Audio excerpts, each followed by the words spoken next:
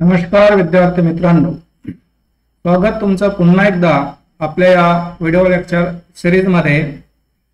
सध्या आपण BA final 6 च्या विद्यार्थ्यांसाठी अर्थशास्त्रातले काही टॉपिक्स शिकण्याचा प्रयत्न करणार आहोत। तर आज आपण युनिट नंबर 4 मधील शेवटचा टॉपिक 4.3 आणि युनिट नंबर 4 साठी हे शेवटचा व्हिडिओ लेक्चर असणार आहे।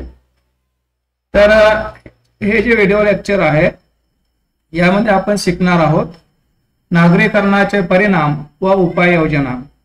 तर हे थोडंसं वास्ट आहे कारण यामध्ये खूप सारी महत्त्वाची माहिती आपण पाहणार आहोत, त्यामुळे हे व्हिडिओ लेक्चर थोडंसं लांब होईल, संयमानं पाहणं गरजेचं आहे। तर सुरू करूया आजचे व्हिडिओ लेक्चर। सगळ्यात आधी आपल्याला पाहायचं आहे नागरिकरणाचे कुटुंबावर होणारे परिणाम, आर्थिक जीवनावर होणारे परिणाम आणि समाज जीवनावर होणारे परिणाम।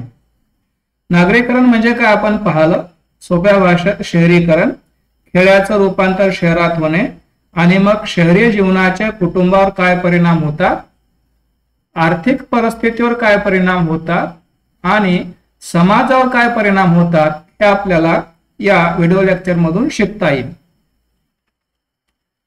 तर सुरुवातीला आपण पाहू नागरीकरणाचे कुटुंबावर होणारे परिणाम। यामध्ये पहिला परिणाम आहे कुटुंब नियंत्रणाचा ह्रास। जसे जसे लोक शहरात राहायला जातात कुटुंब छोटे छोटे व्हायला लागतात आणि मग कुटुंबातील जे मोठे लोक आहेत, मोठे माणसं, त्यांच्यावर जे काही जबाबदारी असते कुटुंबाला योग्य वळण लावण्याची, ती प्रक्रिया या ठिकाणी बंद होते। कारण शहरीकरणामध्ये कुटुंब छोटे छोटे होतात आणि लोकांना घरी बसून इतरावर लक्ष ठेवण्यासाठी वेळच नसतो आणि म्हणून खेड्यामध्ये जी प्रक्रिया असते, म्हातारे लोक, कुटुंबातील मोठे लोक कुटुंबातील इतर लोकांवर नियंत्रण ठेवण्याचा प्रयत्न करतात, ती गोष्ट या ठिकाणी बंद होऊन जाते। हा एक नागरिकरणाचा परिणाम आहे कुटुंबावर होणारा। दुसरा परिणाम आहे संयुक्त कुटुंब पद्धतीचा ह्रास। जसे जसे लोक शहरात जायला लागतात आणि मग छोटे छोटे कुटुंब असतात, कारण घर छोटे असतात, खर्च खूप वाढलेला असतो आणि म्हणून छोट्या कुटुंबामध्ये लोक राहतात। याचा अर्थ असा की जे मोठे कुटुंब होते खेड्यातले, जे संयुक्त कुटुंब होते, एका कुटुंबात खूप लोक राहायचे, ती गोष्ट या ठिकाणी बंद होऊन जाते। अशा प्रकारे कुटुंबावर हा परिणाम होतो नागरीकरणाचा। तिसरा परिणाम आहे स्त्रियांच्या कामात बदल। जोपर्यंत लोक खेड्यात राहतात तोपर्यंत खेड्यात स्त्रियांचं जे काही काम असतं, चूल आणि मूल, त्याच्या बाहेर स्त्रिया निघू शकत नाहीत। पण जसं शहरीकरण व्हायला लागतं तशा स्त्रिया बाहेर जाऊन नोकरी, इतर व्यवसाय करायला लागतात आणि म्हणून नागरीकरणाचा एक परिणाम की स्त्रियांचं जे काही काम आहे त्याच्यामध्ये बदल होतो। तसा हे जे परिणाम आहे हा एक चांगला परिणाम आहे स्त्रियांच्या दृष्टिकोनातून। त्यानंतरचा परिणाम आहे कुटुंबातील कामे आणि उद्योग। शहरीकरणामध्ये बरेच लोक म्हणजे जवळपास सगळे लोक बाहेर जाऊन काम करतात, व्यवसाय करतात, नोकऱ्या करतात, त्यामुळं घर कामाकडे त्यांचं दुर्लक्ष होतं आणि मग या ठिकाणी घरी काम करणारे वेगळे आणि बाहेर ऑफिसेस मध्ये काम करणारे वेगळे, असे दोन गट तयार होतात। हा एक परिणाम नागरीकरणाचा होतो कुटुंब व्यवस्थेवर। त्यानंतर आहे प्रेमविवाह व आंतरजातीय विवाह, यामध्ये वाढ होते आणि ही गोष्ट सध्या भारतामध्ये प्रकर्षाने आपल्या लक्षात यायला लागली। जोपर्यंत लोक खेड्यात होते तोपर्यंत लग्नाचे सगळे निर्णय घरचे आई वडील घ्यायचे आणि जातीमध्ये, धर्मामध्येच विवाह व्हायचे। लोक शहरात जायला लागले, शहरात स्थायिक झाले आणि म्हणून मुलं मुली बाहेर जाऊन काम करतात, जॉब करतात, शिकतात, मग त्यांच्या ओळख्या होतात आणि यातूनच प्रेमविवाह वाढायला लागले आणि आंतरजातीय विवाहाची संख्या पण भारतामध्ये वाढायला लागली।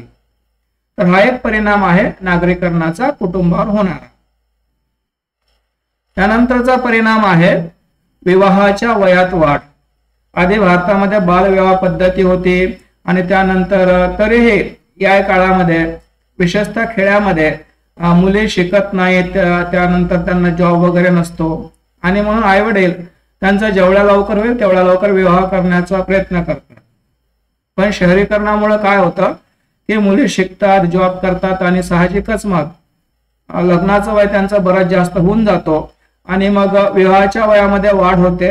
हा एक नागरीकरणाचा प्रमुख परिणाम आहे.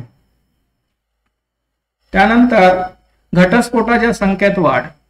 शहरीकरणामुळे काय होतं की पती पत्नी दोघे जॉब करतात, त्यांना एकमेकाला वेळ नसतो आणि इतरही बरेच प्रसंग निर्माण होतात घरी आणि त्यामुळे समाजामध्ये घटस्फोटाचं प्रमाण प्रचंड वाढलेलं आहे. तर हा एक परिणाम आहे नागरीकरणाचा कुटुंबावर होणारा. त्यानंतर नातेसंबंधामध्ये तणाव निर्माण झाला. कुटुंबामध्ये नातलगामध्ये फार चांगले संबंध राहिले नाहीत. इव्हन पती पत्नीमध्ये पण फार सलोख्याचे आणि प्रेमाचे संबंध राहिले नाहीत. कारण कामाचं टेन्शन असतं, पैशाचं टेन्शन असतं, एकमेकाला द्यायला वेळ नसतं आणि या सगळ्या कारणामुळं नातेसंबंधामध्ये तणाव निर्माण होतो आणि हा एक परिणाम आहे नागरीकरणाचा कुटुंबावर. तर अशा प्रकारे 8 परिणाम आपण पाहिले की जे नागरीकरणामुळे कुटुंबावर होतात. त्यानंतर नागरीकरणाचा आर्थिक जीवनावर म्हणजे आपल्या आर्थिक परिस्थितीवर काय परिणाम होतो हे आपल्याला जाणून घ्यायचं आहे. पहिलं आहे आर्थिक विषमतेत वाढ. खेड्यामध्ये जवळपास सगळ्यांची आर्थिक परिस्थिती जवळपास सारखी असते, पण शहरीकरणामुळे उद्योगधंदे निर्माण होतात आणि मग उद्योगधंद्यावाला एक अतिशय श्रीमंत वर्ग निर्माण होतो आणि त्याकडे काम करणाऱ्या मजुरांचा एक वर्ग तयार होतो. अशा प्रकारे समाजामध्ये काही अत्यंत श्रीमंत लोक आणि खूप सारे गरीब लोक, अशा प्रकारे आर्थिक विषमतेमध्ये वाढ होते. हा एक परिणाम आहे नागरीकरणाचा आर्थिक परिस्थितीवर होणार. त्यानंतर आहे वर्ग संघर्ष. म्हणजे 2 वर्गामध्ये संघर्ष निर्माण होतो, मालकांचा वर्ग आणि श्रमिकांचा वर्ग. मग श्रमिक संघटना तयार होतात, मालकाच्या जुलमाविरुद्ध भांडतात. अशा प्रकारे आर्थिक व्यवस्थेमध्ये 2 वर्ग निर्माण होतात आणि त्या दोघांमध्ये संघर्ष निर्माण होतो. हे एक नागरीकरणाचा प्रमुख परिणाम आहे. त्यानंतरचा परिणाम आहे भांडवलाचे श्रेष्ठत्व. नागरीकरणामुळे काय होतं की ज्याच्याकडे पैसा तो व्यवसाय करेल, उद्योगधंदे करेल आणि ज्यांच्याकडे पैसा नाही त्याला मिळेल ते काम करावं लागेल. म्हणजेच नागरीकरणामुळे हे महत्वाची गोष्ट होते की ज्यांच्याकडे पैसा आहे त्या पैशाच्या सहाय्याने ते सगळं काही करू शकतात आणि मग सगळ्यात जास्त किंमत येते, महत्व येते ते पैशाला. जणू लोक पैशापुढे लोटांगण घालतात, अशा प्रकारची परिस्थिती निर्माण होते. हा एक परिणाम आहे नागरीकरणाचा. त्यानंतर श्रम विभागणी. शहरामध्ये वेगवेगळ्या ठिकाणी काम करणारे वेगवेगळे लोक असतात. रस्ते काम करणारे वेगळे, ऑफिसमध्ये काम करणारे वेगळे, टायपिंग मध्ये काम करणारे वेगळे, वेगवेगळ्या प्रकारचे श्रमिक वेगवेगळ्या ठिकाणी काम करतात. जणू त्यांच्यामध्ये स्पेशलायझेशन असतं, त्याला श्रम विभागणी म्हणतात.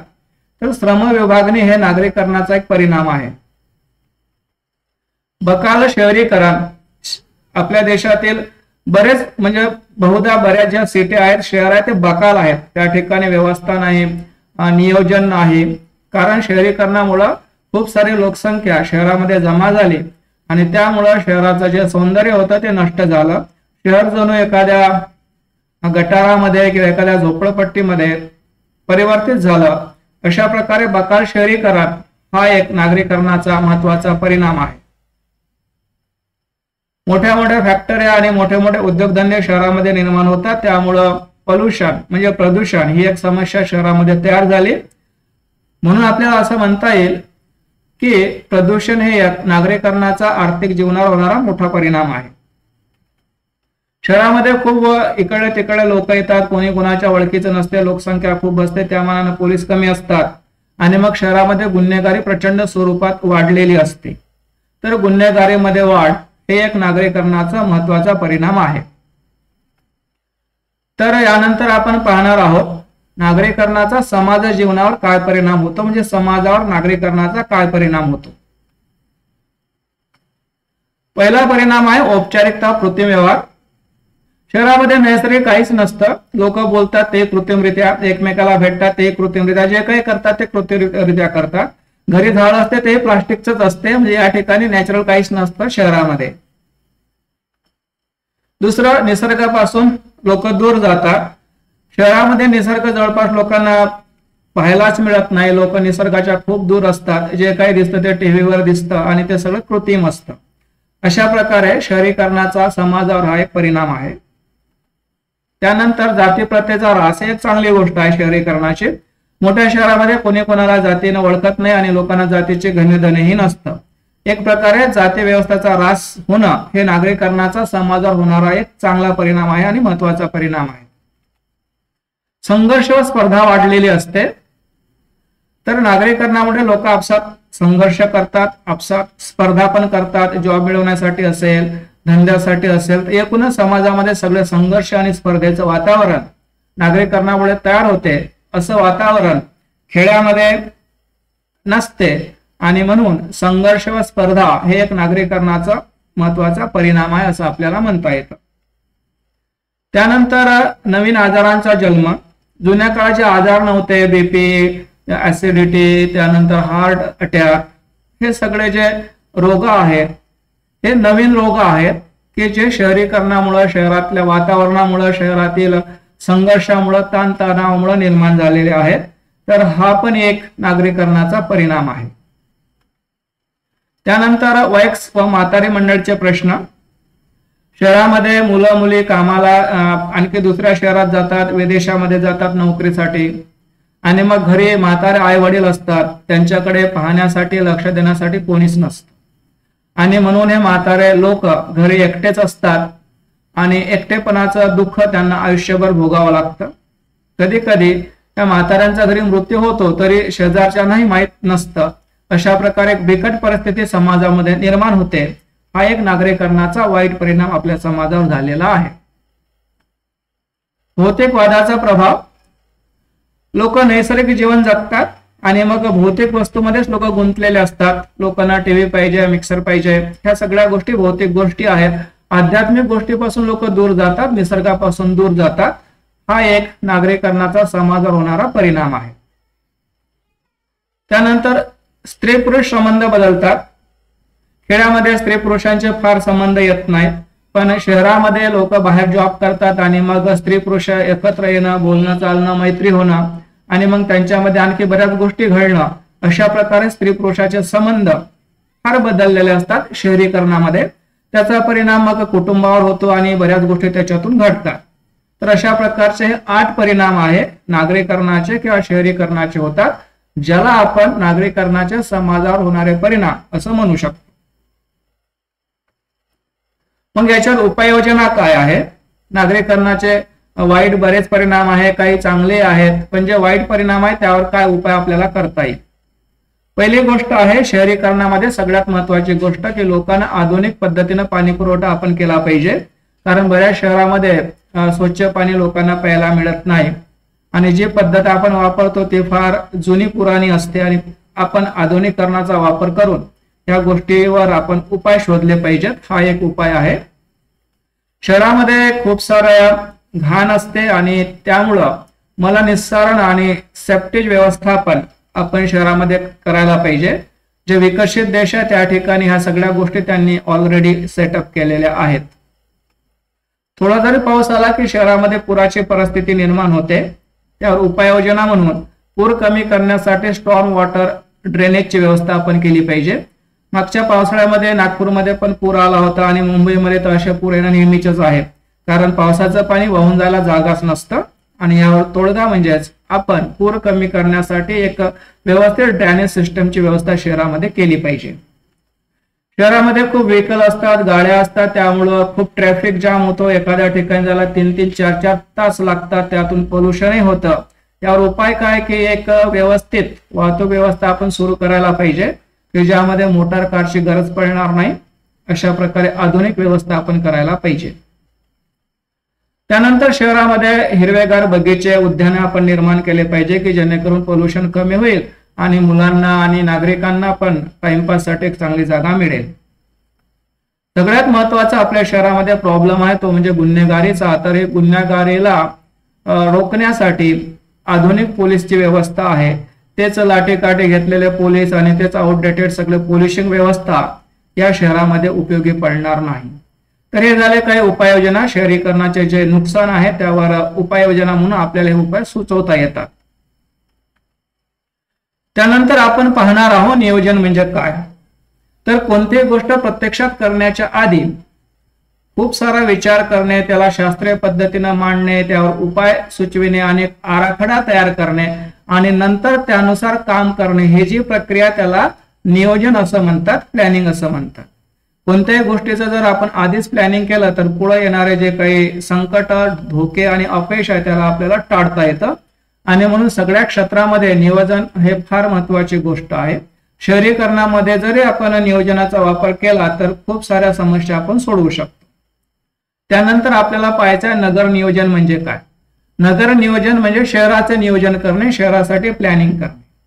टाउन प्लॅनिंग नावाचं एक डिपार्टमेंट असतं आणि टाउन प्लॅनिंग काय करतं की त्या शहरामध्ये नवीन इमारती कशा असतील, रोड्स कुठे असतील, शाळा कॉलेज कुठे असतील आणि एकंदरीत सगळ्या व्यवस्था कशा सेटअप करता येईल याबाबतचा एक आराखडा तयार केला जातो. त्यालाच म्हणतात नगर नियोजन.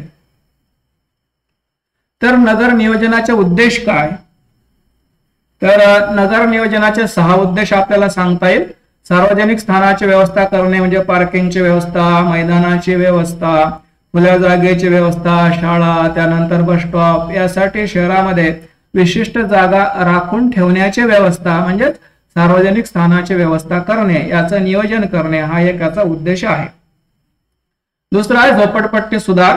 भारतातील शहरांना लागलेला अभिशाप आहे की शहराच्या बाहेर प्रचंड मोठी गलिच्छ झोपडपट्टी असते, ज्या ठिकाणी कोट्यावधी लोक राहतात आणि त्यांना कोणत्या सुविधा मिळत नाही. त्यांचं जीवन जणू काही एक फार मागास जीवन असतं.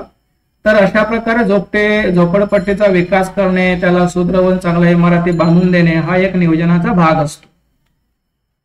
त्यानंतर कचरा व सांडपाण्याचे व्यवस्थापन करणे. एवढ्या मोठ्या शहरामध्ये कचरा तेवढाच निर्माण होणार, सांडपाणी तेवढंच निर्माण होणार, त्याची विल्हेवाट लावणे, शहराला स्वच्छ ठेवणे हा एक नगर नियोजनाचा उद्देश आहे. त्यानंतर आहे योग्य रस्ते व वाहतुकीची व्यवस्था करणे, त्यासाठी नियोजन करणे, व्यवस्थित जागा राखून ठेवणे आणि या सगळ्या गोष्टी फॉलोअप करणे.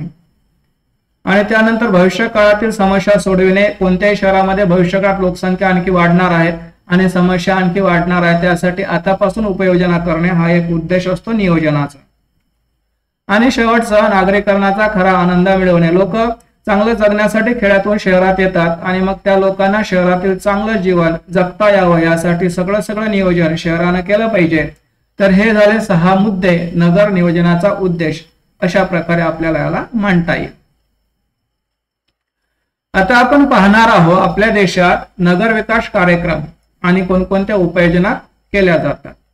भारतामध्ये the ministry of housing and urban affair Bharat सरकारचं एक मंत्रालय असतं, निवास आणि शहरी विकास मंत्रालय.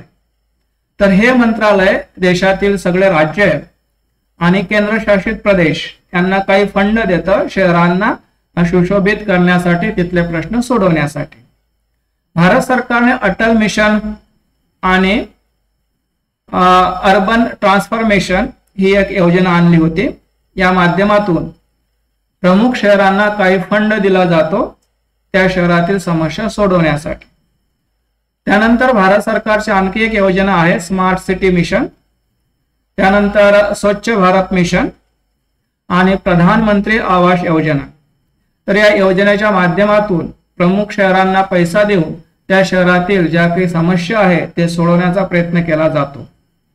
तसं पाहिलं तर शहरांचा विकास म्हणजे नगर विकास हे राज्याचं काम आहे.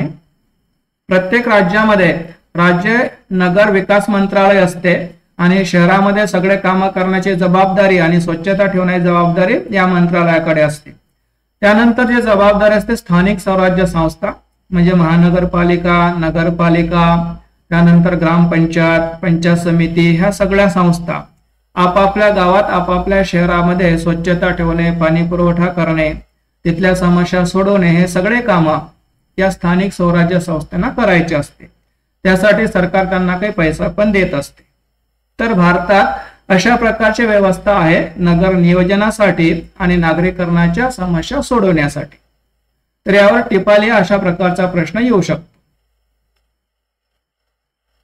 त्यानंतर आपल्याला पाहायचं आहे की भारतातील जे नगर विकास आहे याची वाटचाल आणि याचं भवितव्य काय आहे. भारतातील शहरे भविष्यामध्ये कशी असतील.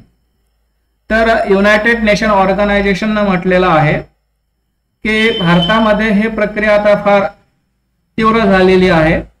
जवळपास बरीच संख्या आता शहरामध्ये स्थायिक होण्याच्या विचारात आहे आणि युनायटेड नेशन असंही म्हणतं की जवळपास 2047 पर्यंत भारतातील अर्धी लोकसंख्या सरळ शहरामध्ये राहायला लागेल. म्हणजे येणाऱ्या काळामध्ये शहरीकरणाचा वेग प्रचंड वाढलेला असेल असं युनायटेड नेशन म्हणतं. युनायटेड नेशननं असंही म्हटलेलं आहे की 2024 म्हणजे सध्या भारतातील बरेच खेडे शहरामध्ये रूपांतरित झालेले असतील. तर अशा प्रकारे भारतामध्ये शहरीकरणाचं जे भवितव्य आहे आणि वाटचाल आहे अत्यंत तीव्र गतीनं होणार आहे आणि त्यामुळे समस्याही तेवढ्याच निर्माण होणार आहे आणि म्हणून त्यासाठी उपाययोजना करणं अत्यंत गरजेचं आहे. काही बहुपर्यायी प्रश्न आहे या ठिकाणी या टॉपिकवर. ते आहे भारतात जे सध्याचं सरकार आहे लोकशाही आघाडी सरकार, त्यानं एक नवीन राष्ट्रीय धोरण आखलं होतं. ते कधी आखलं होतं हा एक प्रश्न आहे. तर उत्तर आहे त्या धोरणाची सुरुवात झाली होती 15 फेब्रुवारी 2000 मध्ये. भारताचे लोकसंख्या विषयक धोरण केव्हापासून सुरू आहे तर स्वातंत्र्यानंतर 1952 पासूनच भारत सरकारनं लोकसंख्या विषयक धोरण आखलं आणि त्याची अंमलबजावणी सुरू केली. त्यानंतर 2000चं जे राष्ट्रीय धोरण आहे लोकसंख्येचं त्यासाठी एक मंडळ स्थापन करण्यात आलं. त्या मंडळाचं नाव आहे राष्ट्रीय मंडळ.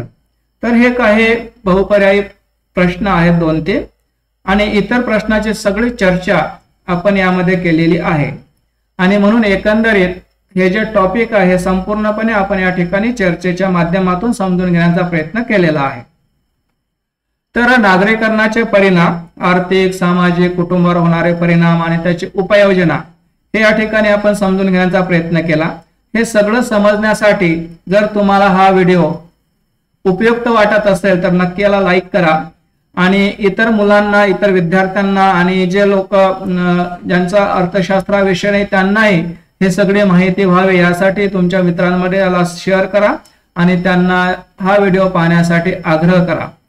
चॅनलला नवीन असाल तर सबस्क्राईब करा आणि काही प्रश्न असतील तर ते कमेंट बॉक्समध्ये नक्की लिहा.